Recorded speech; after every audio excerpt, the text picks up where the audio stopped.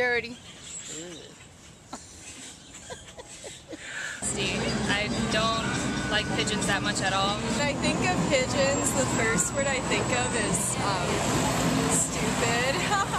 Because I don't know, when I'm riding my bike, they're always sitting in the road and they always wait till the very last minute to take off, and then they almost like hit me in the face like all the time because they just wait too long and they're kind of slow. So I just think they're kind of stupid.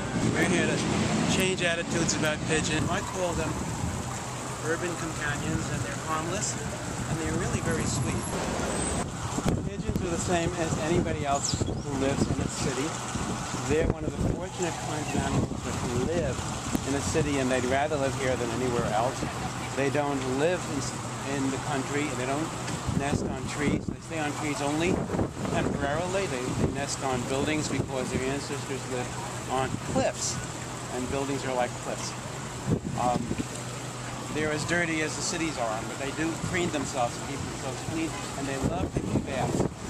There's one in there that would love to get down in there into the water, but it's afraid to because it's a young one. I can tell it's a young one because it's skinny and has square shoulders. It's supposed to look much rounder.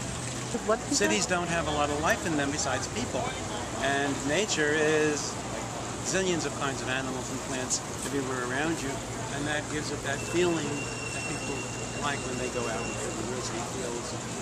In the city we don't get that feeling. We get our own human civilization feeling, which is great. But it's nice to bring in a little bit of nature. And besides having a few trees here and there in a city, it's nice to have some animals that are not going to hurt anybody. And you don't want packs of wild dogs. The birds don't hurt anything.